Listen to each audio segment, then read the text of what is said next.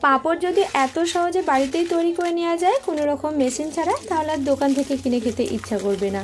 মাত্র 1 কাপ চাল দিয়ে খুব সহজে অনেকগুলো পাঁপড় তৈরি করে নেওয়া যাবে। আর এই পাঁপড়গুলো শুকনো করে নেওয়ার পর অনেক দিন পর্যন্ত সংরক্ষণ করে যখন খুশি ভেজে খাওয়া যাবে।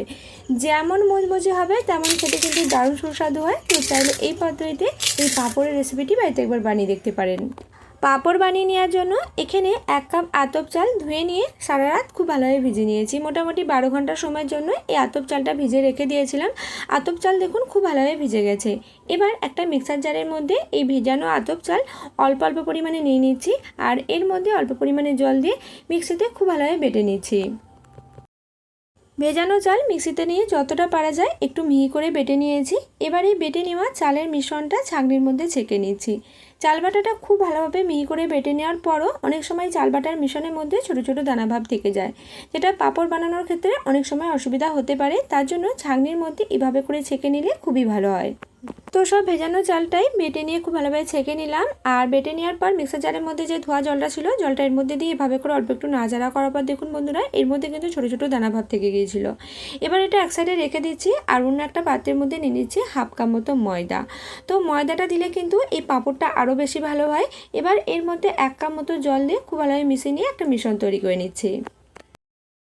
তো 1/2 কাপ ময়দার মধ্যে 1 কাপ জল দিয়ে খুব ভালোভাবে মিশিয়ে নিয়েছি। এবার এই ময়দার মিশ্রণটাও ছাঁকনির মধ্যে ছেঁকে নিচ্ছি। ময়দার মিশ্রণটা ছাঁকনির মধ্যে ছেঁকে নেওয়ার পর এর মধ্যে অল্প পরিমাণে জল দিয়ে দিলাম। তারপর দেখাচ্ছি দেখুন বন্ধুরা, এই ময়দার মিশ্রণের মধ্যেও কিন্তু ছোটো ছোটো এরকম দানাভাব থেকে গিয়েছিলো। এগুলো থাকলে কিন্তু পাঁপড়টা খুব একটা ভালো হবে না, পাঁপড়টা অনেক সময় ফেটে যেতে পারে। তো এটা ফেলে দিচ্ছি। এবার এই মিশ্রণটা খুব ভালোভাবে নাড়াচাড়া করে মিশিয়ে নিলাম। এবার এই মিশ্রণের মধ্যে বেশ কিছু উপকরণ মিশিয়ে নিচ্ছি। এর মধ্যে দিয়ে দিচ্ছি স্বাদ মতো লবণ। আমি এখানে মোটামুটি 1 চামচের 3 ভাগের 1 ভাগ লবণ ব্যবহার করছি। লবণের পরিমাণটা কিন্তু এখানে স্বাদ বুঝে ব্যবহার করবেন। এরই সাথে এর মধ্যে দিয়ে দিলাম অল্প পরিমাণে কালো জিরে, আর দিয়ে দিচ্ছি অল্প পরিমাণে বেকিং সোডা, যাতে করে পাঁপড়গুলো অনেকটাই মজমজে হয়। এবার এই সব উপকরণগুলো একসাথে খুব ভালোভাবে মিশিয়ে নিলাম। চাল বাটার এই মিশ্রণ খুব ভালোভাবে মিশিয়ে নেওয়ার পর এবার এই চাল বাটার মিশ্রণটা তুলে দেখাচ্ছি দেখুন বন্ধুরা, চাল বাটার এই মিশ্রণটা কিন্তু খুব ঘনও নয় খুব পাতলাও নয়, মিডিয়ামের তুলনায় অল্প একটু পাতলা রয়েছে। এভাবেই মিশ্রণটা তৈরি করে নিয়েছি। এবার এই মিশ্রণটা থেকে অর্ধেকটা মতো মিশ্রণ একটা পাত্রের মধ্যে ঢেলে নিচ্ছি।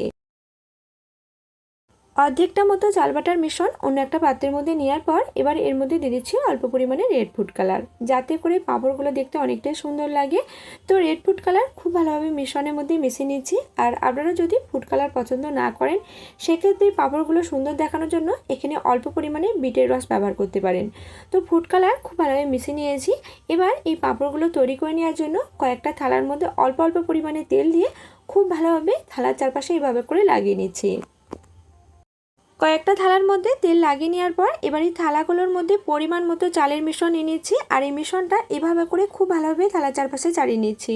আর এই মিশ্রণটা কিন্তু খুব বেশি দেওয়ার কোনো প্রয়োজন নেই, মোটামুটি মিডিয়ামের তুলনায় অল্প একটু পাতলা হবে। এভাবে করে মিশ্রণটা দিয়ে প্রতিটা থালার মধ্যে চাড়িয়ে নিচ্ছি।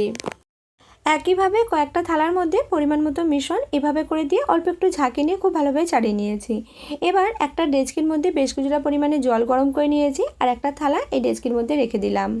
ডেচকির মধ্যে মিশ্রণের থালাটা রাখার পর মোটামুটি 30 থেকে 40 সেকেন্ড মতো সময় অপেক্ষা করার পর দেখবেন এই মিশ্রণটা কিন্তু আস্তে আস্তে শুকনো হতে থাকবে। এই মিশ্রণটা যখন শুকনো হয়ে যাবে সাথে সাথেই কিন্তু এই থালাটা এর মধ্যে থেকে বের করে নিচ্ছি। আর একইভাবে ডেচকির মধ্যে আরও একটা থালা রেখে দিচ্ছি। আর বেশ কিছুক্ষণ সময় বাদে দেখবেন এই মিশ্রণটা কিন্তু খুব ভালোভাবে উপর সাইডটা শুকনো হয়ে যাবে। তো এগুলো তৈরি করে নিতে কিন্তু খুব বেশি সময় লাগে না, অল্প কিছুক্ষণ সময়ের মধ্যে অনেকগুলো কিন্তু তৈরি করে নেওয়া যায়। একইভাবে কয়েকটা থালার মধ্যে মিশ্রণ নিয়ে এভাবে করে ভাপিয়ে নিচ্ছি। আর এরই সাথে এখানে একটা থালা অল্প একটু ঠান্ডা করে নিয়েছি, আর একটা ছুরি দিয়ে এভাবে করে সাইডটা খুব ভালোভাবে কেটে নিলাম। তারপর এটা হালকা করে তুলে দিতেই দেখুন বন্ধুরা কত সহজে এটা উঠে যাচ্ছে।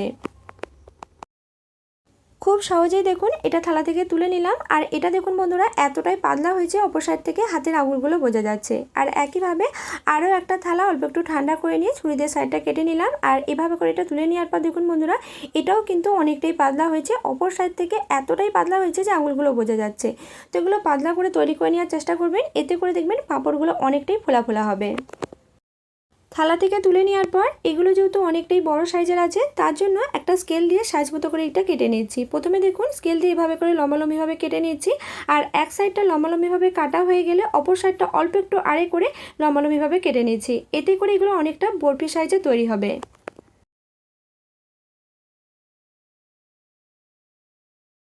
তো স্কেল দিয়ে খুব ভালোভাবে বরফি শেপ বা ডায়মন্ড শেপে এগুলো কেটে নিয়েছি। এতে করে এগুলো দেখবেন দেখতে যেমন সুন্দর লাগে, একই সাথে কিন্তু অনেকগুলো পাঁপড় তৈরি করে নেওয়া যায়। আর এগুলো কেটে নেওয়ার পর দেখুন বন্ধুরা, এগুলো দেখতে কতটা সুন্দর লাগছে। একইভাবে বাকি যেগুলো ভাপিয়ে নিয়েছিলাম সেগুলো এভাবে করে ডায়মন্ড শেপে কেটে নিয়েছি। আর এগুলো এভাবে করে কেটে নিতে যেমন সুবিধা, সাথে কিন্তু খুব সহজে অনেকগুলো তৈরি হয়ে যায়। আর এগুলো দেখুন দেখতে কতটা সুন্দর লাগছে। আর প্রতিটা পাঁপড় কিন্তু খুব ভালোভাবে পাতলা করেই তৈরি করে নেওয়া হয়েছে। একইভাবে বাদবাকি সব পাঁপড়গুলো এভাবে করে কেটে নিয়েছি। এবার এগুলো রৌদে 1 দিন থেকে 2 দিন মতো সময় খুব ভালোভাবে শুকনো করে নেব। তো রৌদে যদি শুকনো করতে না চান, সেক্ষেত্রে এগুলো ফ্যানের তলায় রেখেও খুব ভালোভাবে শুকনো করে নিতে পারেন। তো এইগুলো রোদে খুব ভালোভাবে শুকনো করে নিয়েছি। আর এগুলো শুকনো হতে 2 দিন মতো সময় লাগেনি, তার আগেই কিন্তু খুব ভালোভাবে এগুলো শুকনো হয়ে গেছে। আর এগুলো শুকনো হয়ে যাওয়ার পর দেখুন বন্ধুরা, আগের তুলনাও কিন্তু দেখতে খুবই ভালো লাগছে। আর এগুলো দেখতে যেমন সুন্দর লাগে, খেতে কিন্তু তেমনই মজার হয়। তো এখান থেকে বেশ কিছুটা পরিমাণে পাঁপড় গরম তেলের মধ্যে দিয়ে দিলাম। আর সাথে সাথে দেখুন বন্ধুরা, এটা কতটা সুন্দরভাবে ফুলে যাচ্ছে, এতটাই ফুলছে যে কেউ কারো ইচ্ছা হবে এই পাঁপড়গুলো বানিয়ে দিতে। তো আপনারাও চাইলে এই পদ্ধতিতে পাঁপড় কিন্তু বাড়িতে বানিয়ে নিতে পারেন, আর সংরক্ষণ করে রেখে যখন ইচ্ছা ভেজে খেতে পারেন। তো এগুলো ভাজার পর দেখুন বন্ধুরা, দেখতে কিন্তু আরও বেশি লোভনীয় লাগছে। এবার এখান থেকে বেশ কয়েকটা পাঁপড় আমি ভেঙে দেখাচ্ছি পাঁপড়গুলো কতটা মজমজা হয়েছে। তো পাঁপড়ের আওয়াজ শুনেই বুঝতে পারছেন পাঁপড়গুলো কতটা মজমজা হয়েছে। তো আপনারা চাইলে এই পদ্ধতিতে ডায়মন্ড শেপের পাঁপড় বাড়িতে একবার বানিয়ে দেখুন, আর কমেন্ট করে জানাতে ভুলবেন না রেসিপিটি আপনাদের কেমন লাগলো।